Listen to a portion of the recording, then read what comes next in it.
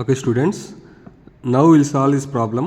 The problem is obtain the current in 2 ohms resistance using KVL. ఈ సర్క్యూట్లోంచి 2 ohms వెళ్ళే current కనుక్కోవాలి by using KVL apply చేయాలంటే first step మనం apply చేసుకునేది ఎన్ని లూప్స్ ఉన్నాయో చూడాలి. ఫ్రమ్ దిస్ ఈ సర్క్యూట్లో అబ్జర్వ్ చేస్తాం మనం 2 లూప్స్ ఉన్నాయి అండ్ 2 లూప్ కరెంట్స్ మనం ఇవ్వాలి. లెట్ దిస్ ఈజ్ I1, ఇది I2 అనుకుందాం. Okay, first loop current I1 అనుకుందాం, సెకండ్ లూప్ కరెంట్ I2 అనుకుందాం. మనకు అనుకోవాల్సింది ఇక్కడ 2 ohms వెళ్ళే కరెంటు, ఇక్కడ 2 ohms నుంచి వెళ్ళే కరెంటు I2. సో I2 మనకు అనుకుంటే చాలు ఈక్వేషన్ నుంచి. Okay, so first step is apply KVL in loop 1. Loop 1లో కేవీఎల్ అప్లై చేద్దాం.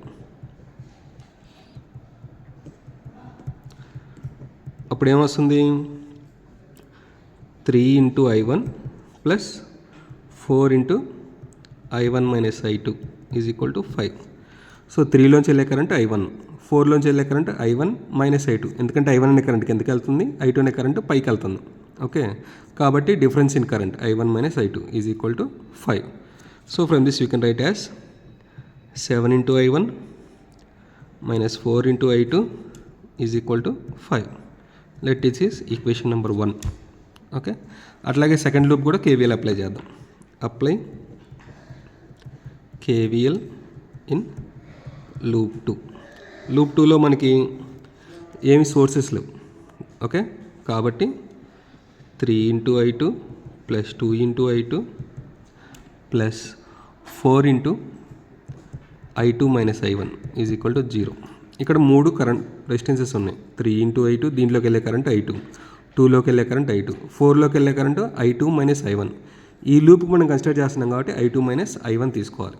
ఓకే, సో దీని నుంచి మనకు వచ్చేది ఫైనల్గా minus 4I1 plus 4, 5, 6, 7, 8, 9, 9I2 is equal to 0. Equation number 2. So ఈ 1, 2 ఈక్వేషన్ సాల్వ్ చేసి మనం I1, I2 కనుక్కోవాలి. ఓకే, సో 1, 2 సాల్వ్ చేయాలంటే ఫస్ట్ ప్రైమరీ క్యాన్సిల్ చేద్దాం, I1 కోఎఫిషియంట్ని క్యాన్సిల్ చేద్దాం. అప్పుడు 1 into 4 plus 2 into 7. First equation 4తో మల్టిప్లై చేద్దాం. అప్పుడు ఏమొస్తుంది, 4 7 28 I1 minus 4 4 16 I2 is equal to 5 4 20. So second equation 7తో మల్టిప్లై చేస్తాం, అవుతుంది minus 28 I1 plus 9 7 63 I2 is equal to 0. So ఈ రెండింటిని యాడ్ చేస్తే 63 minus 16 is equal to 47, I2 is equal to 20. So I2 is equal to 20/47 which is equal to 0.425 amperes. I2 is equal to 0.425 amperes. సో మనకు కావాల్సింది ఏంటి, current through 2 ohms resistance. Okay, so మనకు already I2 is equal to 0.425 వచ్చింది. So current through 2 ohms is equal to I2 is equal to 0.425 amps is the answer for this problem.